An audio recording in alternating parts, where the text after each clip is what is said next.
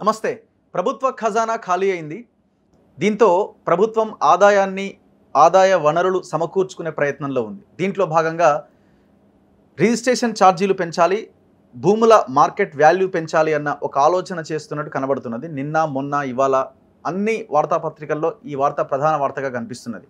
So ముఖ్యమంత్రి కూడా ఆ దిశగా నిర్ణయాలు తీసుకోవాలని అధికారులని ఆదేశించినట్టుగా, ఎంతవరకు మనం ఈ రిజిస్ట్రేషన్ ఛార్జీలు పెంచితే మార్కెట్ వాల్యూ ఎంత పెంచితే బెటర్ అన్న కోణంలో ఆలోచించాలని అధికారులను ఆదేశించినట్టుగా వార్తలు వస్తున్నాయి. సో ఇప్పటికే రిజిస్ట్రేషన్ ఛార్జెస్ మార్కెట్ వాల్యూ ప్రకారంగా మనం 7.5% కడితే మనం రిజిస్ట్రేషన్ చేసుకోవచ్చు. సో అది రిజిస్ట్రేషన్ వాల్యూ.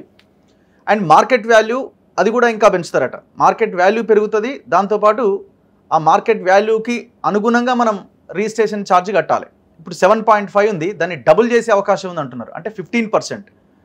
1 లక్ష రూపాయలులో 15% 15,000 రూపాయలు మనం కట్టాల్సి వస్తుంది. ఒక 30 లక్షల ఫ్లాట్ కనుక మనం కొంటే మార్కెట్ వాల్యూ ప్రకారంగా, సరే ఇప్పుడు మార్కెట్ వాల్యూ వేరు, మనం కొనే వాల్యూ వేరుగా ఉంటుంది. మనం కొంత అమౌంట్కి ఆ ఫ్లాట్ కానీ ప్లాట్ కానీ కొనుగోలు చేస్తే ఓనర్కి ఇచ్చేది మనం ఒక లెక్క ఉంటుంది. మార్కెట్ వాల్యూ ప్రకారంగా మనం కట్టే స్టాంప్ డ్యూటీ, రిజిస్ట్రేషన్ వాల్యూ డిఫరెంట్గా ఉంటుంది. సో అది మనం 7.5 కడుతున్నాం, ఇప్పుడు డబల్ అవుతుందట. సో ఫర్ ఎగ్జాంపుల్ ఒక 30 లక్షలకు మనం ఒక ఫ్లాట్ రిజిస్ట్రేషన్ చేసుకుంటే దాంట్లో 15% మనం ప్రభుత్వానికి కట్టాల్సి ఉంటుంది ఒకవేళ డబుల్ చేస్తే. సో ఇది అందరినీ ఆందోళన కలిగిస్తున్నటువంటి విషయం. ఛార్జీలు తగ్గించాలి అని ఒకవైపున అంటుంటే ప్రభుత్వం మాత్రం సో తప్పని పరిస్థితుల్లో మేము ఇది చేయాల్సి వస్తుందన్న ఒక ఆలోచన అయితే కనబడతా ఉన్నది.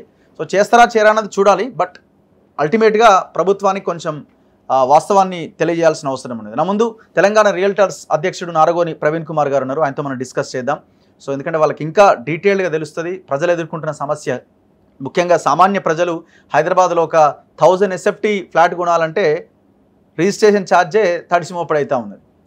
ఇప్పుడు మార్కెట్ వాల్యూ పెరిగితే ఇంకా పెరుగుతుంది. సో ఇది చాలా పెద్ద సమస్యగా మారింది. మాట్లాడదాం. నమస్తే అండి. నమస్తే. సో ఇప్పుడు నిజంగా ఇది మార్కెట్ వాల్యూ పెంచడము, రిజిస్ట్రేషన్ ఛార్జ్ పెంచడము రెండు పెంచాల్సిన అవసరం ఉందా? లేదు మార్కెట్ వాల్యూ పెంచితే సరిపోతుందా? రిజిస్ట్రేషన్ వాల్యూ 7.5ని డబుల్ చేస్తామన్న చర్చలు జరుగుతూ ఉన్నాయి. అసలు పెంచాల్సిన అవసరం ఉందని అనిపిస్తున్నదా మీకు? అంటే మేము ఈ ప్రభుత్వానికి ఏం సూచన చేస్తున్నామంటే మార్కెట్ వాల్యూని పెంచి ఇప్పుడు ఏదైతే స్టాంప్ డ్యూటీ 7.5 ఉందో దాన్ని 3 చేయమని చెప్తున్నాం. ఓకే. మార్కెట్ వాల్యూ పెంచడం వల్ల వైట్ ట్రాన్సాక్షన్ పెరుగుతుంది. వాస్తవంగా మార్కెట్ వాల్యూకు విక్రయ ధరకు చాలా తేడా ఉన్నది వాస్తవమే.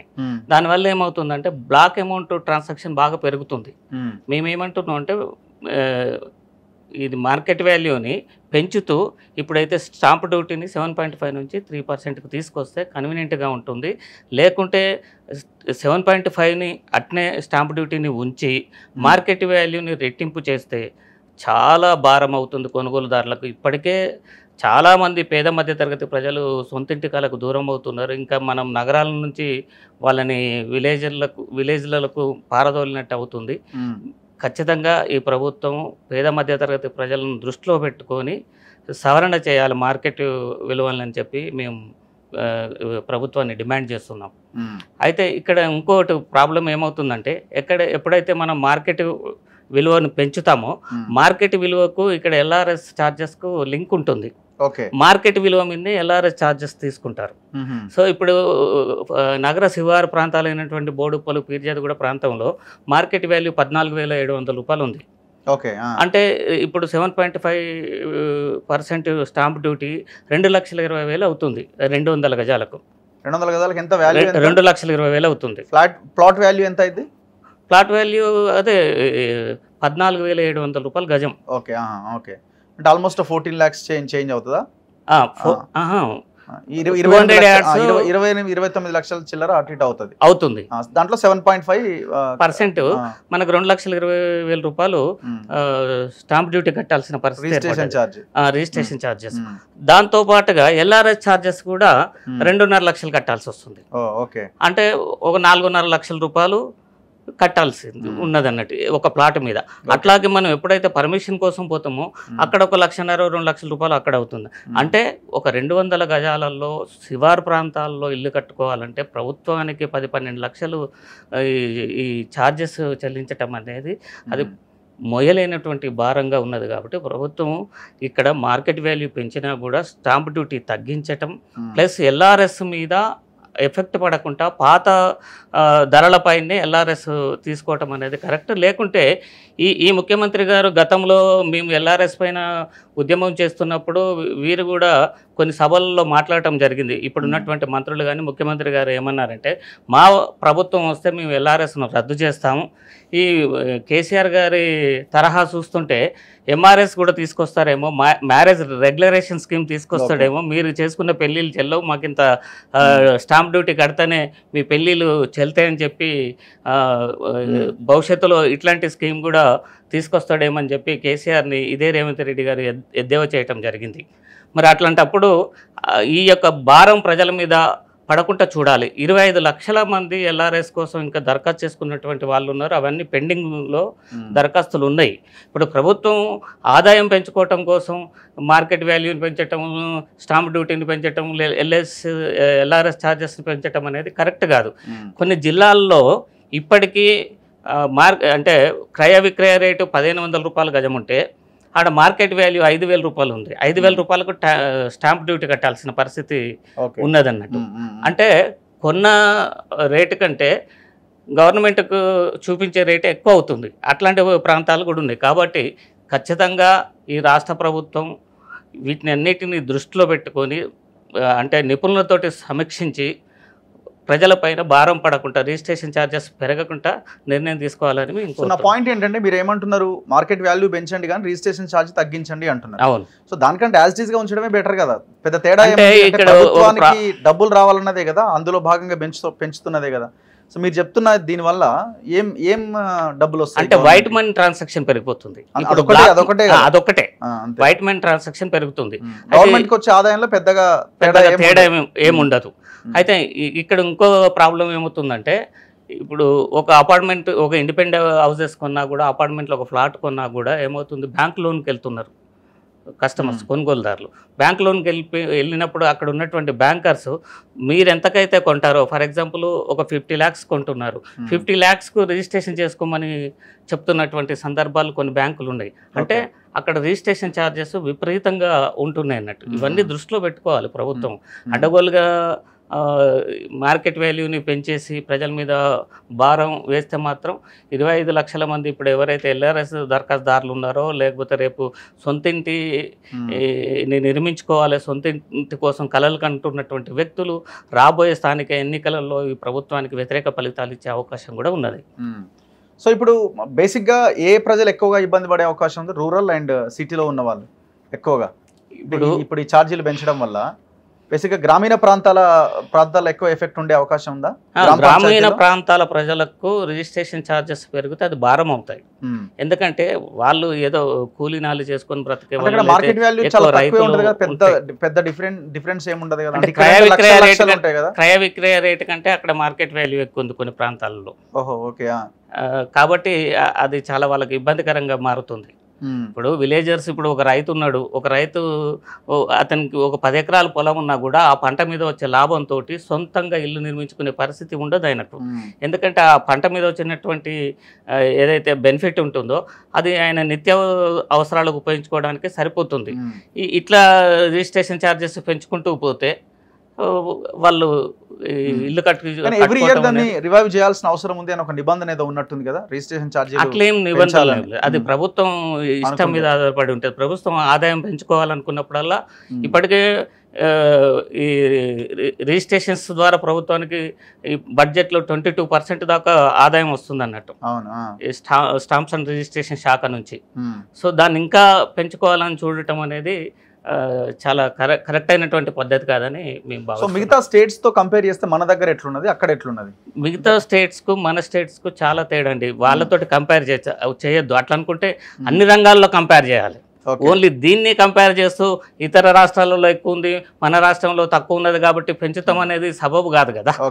ఇప్పుడు ఈ రాజకీయ పార్టీలు దౌర్భాగ్యం ఏంటంటే, ప్రజల దౌర్భాగ్యం ఏంటంటే, రాజకీయ పార్టీలు ఎన్నికలలో గెలవటం కోసము ప్రజలు ఊహించని, ప్రజలు అడగనేటువంటి ఉచిత పథకాలు ప్రవేశపెట్టి వాటిని అమలు చేయలేక మళ్ళీ తిరిగి ప్రజల మీదనే భారం వేస్తూ వాళ్ళు ఈ విధంగా ఛార్జెస్ వసూలు చేస్తూ ఉచిత పథకాలు ఇవ్వాలని చూడటం అనేది సమంజసం కాదు.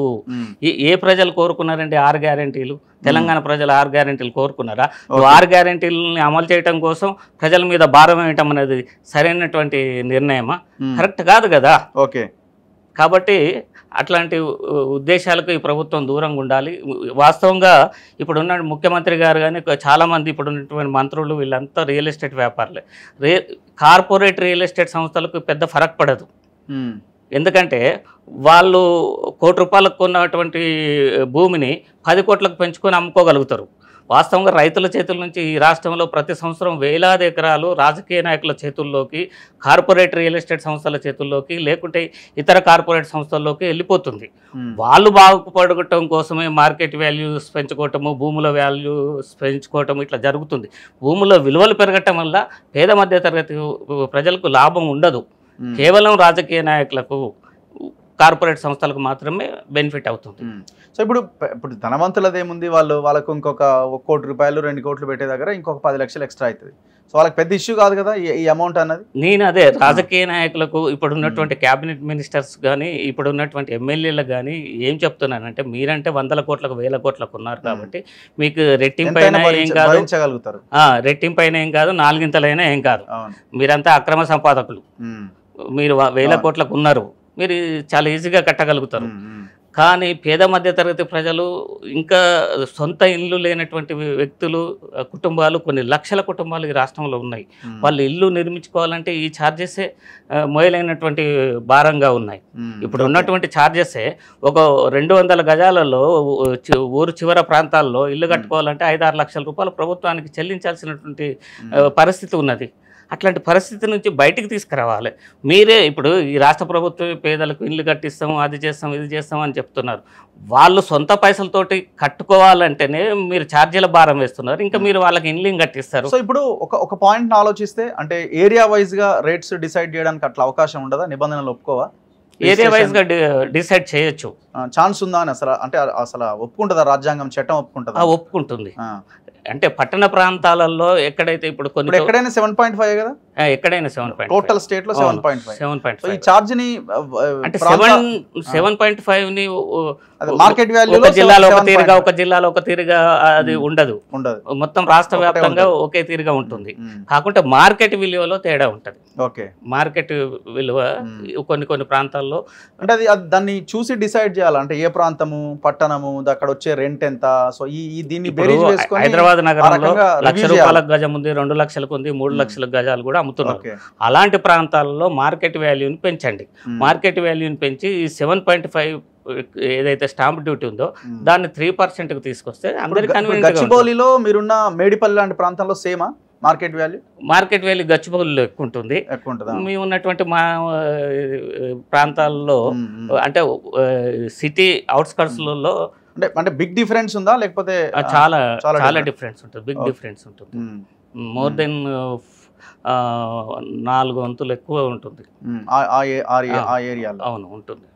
అందుకే కదా ప్రభుత్వానికి రిజిస్ట్రేషన్ శాఖ నుండి అత్యధిక లాభాలు వస్తున్నాయి, ఈ సంవత్సరం 800 కోట్లు వచ్చింది అని వీళ్ళు చెప్పుకుంటూ ఉంటారు కదా. వాస్తవంగా ఇప్పటికే రియల్ ఎస్టేట్ చాలా దయనీయమైనటువంటి పరిస్థితిలో ఉంది ఈ రాష్ట్రంలో కానీ, హైదరాబాద్ నగరంలో. దీనివల్ల రియల్ ఎస్టేట్ రంగం మరింత పడిపోయే అవకాశాలు ఏమైనా ఉంటాయా? ఆల్రెడీ ఇప్పుడు చాలా డల్గా ఉంది. వీళ్ళు ఇలా ఇంకా భారం మోపితే చాలా ఇబ్బంది ఎదుర్కోవాల్సి వస్తుంది ప్రజలు. అంటే క్రయ విక్రయాలు అనేది తగ్గిపోతాయి. మేమేమంటున్నామంటే, గత ప్రభుత్వం ఓన్లీ వెస్ట్ వైపే డెవలప్ చేసింది, మీరు ఈస్ట్ వైపు డెవలప్ చేయండి. ఇంకా ఈస్ట్ వైపు ఇప్పుడు విజయవాడ రోడ్డు ఉంది, వరంగల్ రోడ్డు ఉంది, శ్రీశైలం రోడ్డు ఉంది. ఆ ప్రాంతాల్లో ఇప్పటికీ 5-6 వేల రూపాయల నుంచి మనకు గజం దొరుకుతుంది. అలాంటి ప్రాంతాల్లో ఎంప్లాయ్మెంట్ ఉండేటటువంటి సంస్థల్ని కొన్ని అక్కడ తీసుకురాగలిగితే అక్కడ మార్కెట్ పెరుగుతుంది, రియల్ ఎస్టేట్ వ్యాపారం అభివృద్ధి చెందుతుంది. కాబట్టి నగరం కూడా నలువైపులా డెవలప్ అయితే అందంగా కనిపిస్తుంది. ఇప్పుడు ఒక్కవైపే అందంగా ఉంది, అద్భుతంగా. చాలా మంది ఫైనాన్షియల్ సిటీ వైపు పోయి మేము దుబాయ్ పోయామా, సింగపూర్ పోయామా అనే ఫీలింగ్లో ఉన్నారు. కానీ ఇటు నుంచి వస్తే మళ్ళీ పల్లెటూరు లాగానే ఇట్లాంటి ఈస్ట్ వైపు కనిపిస్తున్నాయి చాలా మనకు మున్సిపాలిటీస్. కాబట్టి అది దృష్టిలో పెట్టుకొని ప్రభుత్వం రియల్ ఎస్టేట్ వ్యాపారం ఏం చేస్తే అభివృద్ధి చెందుతుంది రాష్ట్రంలో అంటే ఎంప్లాయ్మెంట్ని తీసుకురావాలి. ఎంప్లాయ్మెంట్ని తీసుకొస్తే అక్కడ డెవలప్మెంట్ అనేది పెరుగుతుంది. సో ఇప్పుడు ఎల్ఆర్ఎస్ చాలా మంది అప్లై చేసుకొని రెడీగా ఉన్నారు కదా, అవును. ఈ ప్రజలు కట్టడానికి రెడీగా ఉన్నారా?